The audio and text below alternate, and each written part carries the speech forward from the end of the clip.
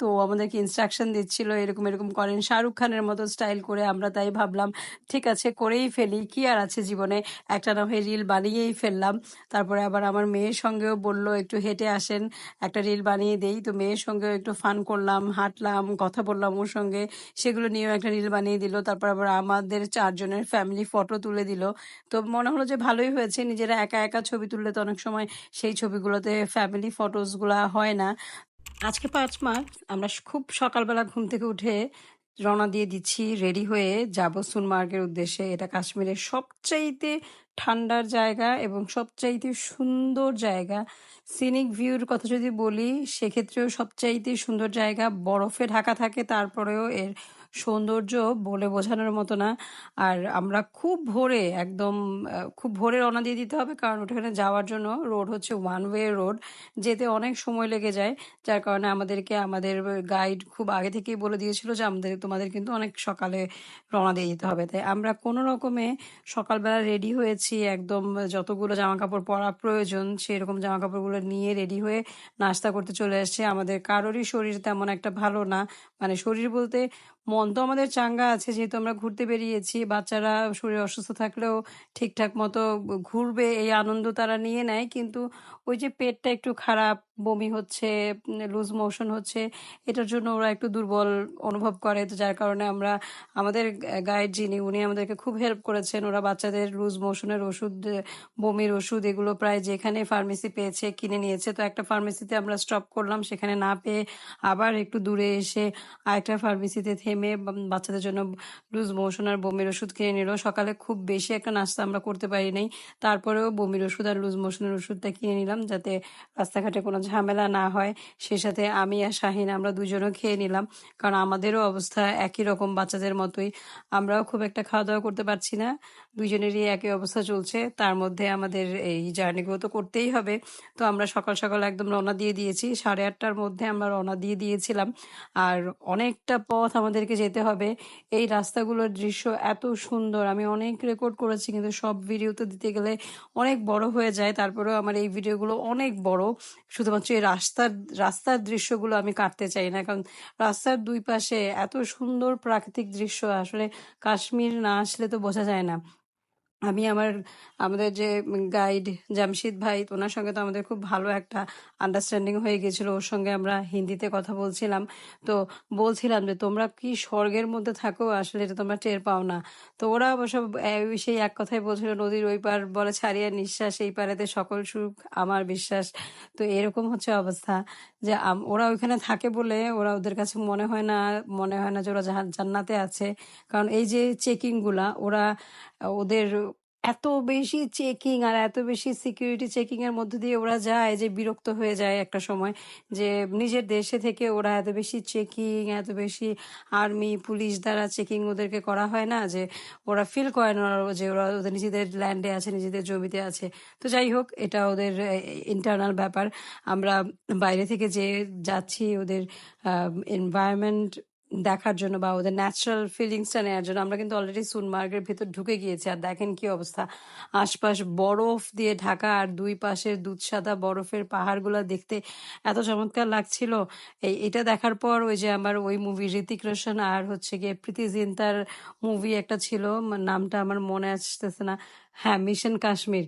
ওই যে মিশন কাশ্মীরে কিছু এরকম বরফের দৃশ্য ছিল না, যেখানে ওরা কিছু গান টান করেছিল, মনে হয় কিছুটা সেরকম একটা মনে হচ্ছিল। আবার হায়দার মুভিতে তো পুরোটাই বরফের সময় দেখিয়েছে, সেটা তো হচ্ছিলই। তো আমরা এখানে একটু দামাদামি করছিলাম আমাদের ওই যে বুট কেনার জন্য, সরি কেনার জন্য না, ভাড়া নেওয়ার জন্য বুট। এখান থেকেও তো আমাদেরকে ওয়াটার রেজিস্ট্যান্ট বুট নিতে হবে।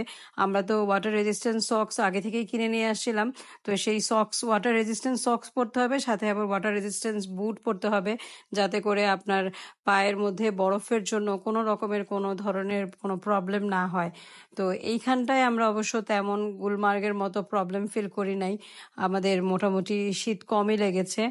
যদিও সবচেয়ে বেশি শীত সোনমার্গেই হয়, তারপরেও গুলমার্গে যে আমরা স্নোফলটা পেয়েছিলাম এবং ঠান্ডা বাতাস প্রচুর প্রচুর ছিল, যার কারণে শীতের প্রবলেমটা বেশি হয়েছিল। মানে গুলমার্গের ওয়েদারটা আগের দিন খুব একটা ভালো ছিল না।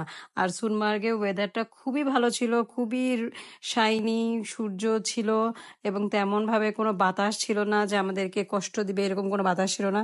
তো আমরা এই যে চলে আসলাম টানেলের ওই জায়গাগুলো থেকে শুরু হয়েছে ওয়ান ওয়ে রোড। তো এখানে আমাদেরকে প্রায় 1 ঘন্টার মতো ওয়েট করতে হয়েছে। মানে 1 ঘন্টা থেকে 40 মিনিট এরকম করে ওয়েট করতে হয়। একদিকের গাড়ি পাস করলে আবার আরেক দিকের গাড়ি যায়, এরকম করে যেতে হয়। তো আমরা যখন ওয়েট করছিলাম তো তখন ভাবলাম ওয়েট করে কি হবে, এখানে তো এত সুন্দর দৃশ্য, এই দৃশ্যগুলো দাঁড়িয়ে থেকেই তো ছবি তোলা যায়, রিল বানানো যায়।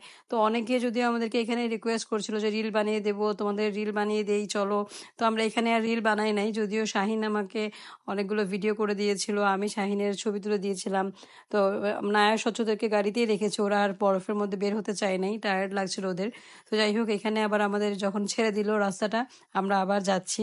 সোনমার্গের রাস্তাঘাট একটু মানে রাস্তার অবস্থা একটু খারাপ, কারণ এখানে অনেক রাস্তার কাজ চলছে, কনস্ট্রাকশনের কাজ চলছে।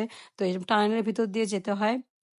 টানেলের ভিতর থেকে বের হলে যে কি সুন্দর একটা দৃশ্য, সামনেই সাদা বরফ, অন্ধকার গুহার ভিতর থেকে বের হয়ে যখন দুধ সাদা একটা সামনে বরফের পাহাড় দেখতে পাওয়া যায় আর পাইন গাছের সারি, মানে অসম্ভব লাগে না এগুলো? না বলে বোঝানোর মতো এক্সপ্লানেশন না যে আমরা এই 7-8টা দিন কিসের মধ্যে ছিলাম।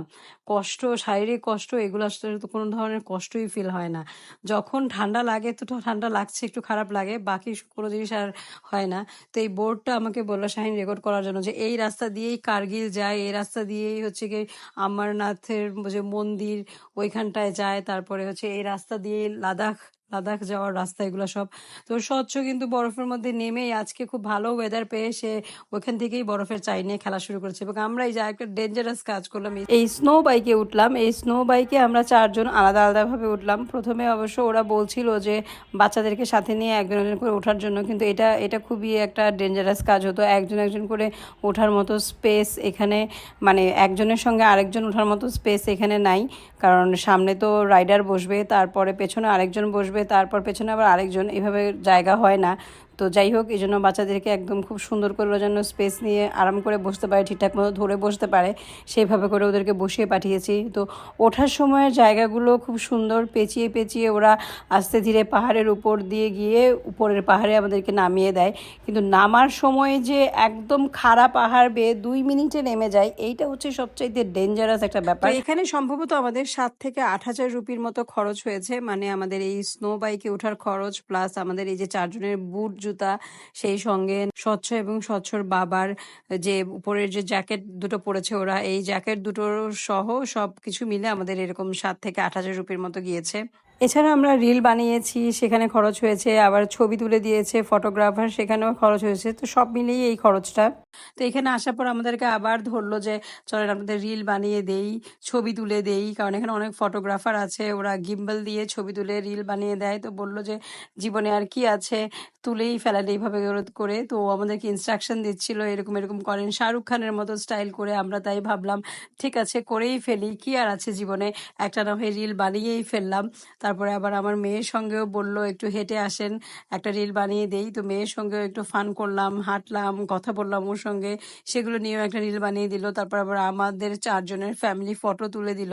তো মনে হলো যে ভালোই হয়েছে, নিজেরা একা একা ছবি তুললে তো অনেক সময় সেই ছবিগুলোতে ফ্যামিলি ফটোসগুলো হয় না, দেখা যায় সেলফি মুডে হয়। তো এখানে আমাদের 4জনে আলাদা আলাদা না থেকে একসাথে খুব সুন্দর ছবি উঠেছে। তো এটা ভালোই লাগলো। আর এই জায়গাটা যে এত সুন্দর, কাশ্মীরের সবচাইতে সুন্দর জায়গা যদি বলি, মানে বরফে ঘেরা সবচাইতে সুন্দর জায়গা হচ্ছে এটা। আমার কাছে তো মিনি সুইজারল্যান্ডে তো আমরা খুব একটা ভালো কিছু পাইনি, কারণ সেখানে আমরা যাওয়ার পরপরই বরফের বৃষ্টি হওয়া শুরু হয়ে গিয়েছিল। তো ওই জায়গাটা তো ঠিক মতো দেখতেও পাই নাই। এই যে এই জায়গাটার কথা আমি বলছিলাম, যে আমরা যখন নেমে আসতাম একদম খাড়া পাহাড় বেয়ে নেমে আসতে হয়। আমার তো পুরা সবার আগে আমি নেমেছি, শাহিন বলেছিল তুমি নেমে গিয়ে আমাদেরকে ভিডিও করবা নামার সময়। কিন্তু আমি নেমে আসতে আসতে আমার যে ফিলিংসটা হয়েছিল যে আমার বাচ্চারা সম্ভবত পড়ে যাবে, আমি ঠিক কান্নাকাটি শুরু করে দিলাম। আমাকে আমার ড্রাইভার বললো তুমি কান্নাকাটি করো না, তোমার বাচ্চারা ডেফিনেটলি তোমার থেকে স্মার্ট হবে, ওরা একটা উপায় বের করে ফেলবে, তুমি কেঁদো না। পরে দেখলাম আসলে ওরা ঠিকঠাক মতো আসতে পেরেছে, আর আমি মোবাইল বের করতে ওরা চলে আসছে। তো তারপরে আবার আমরা হোটেলে চলে আসলাম, যদিও হোটেলে আসতে আসতে আমাদের একদম সন্ধ্যা হয়ে গেল, 8টা বেজে গেল। তো আমরা দুপুরবেলা কিন্তু কিছুই তেমন খাইনি, শুধু ওইখানে সোনমার্গে একটু নুডলস খেয়েছিলাম। তো যাই হোক, এখন আমরা রাতে ডিনার টিনার করে নেব। বাচ্চারা খুবই টায়ার্ড, আর এই যে জামশিদ ভাই আমাদের বাচ্চাদের জন্য আবার চিপসও রেখেছিল। তো আজকে এই পর্যন্তই, আল্লাহ হাফেজ।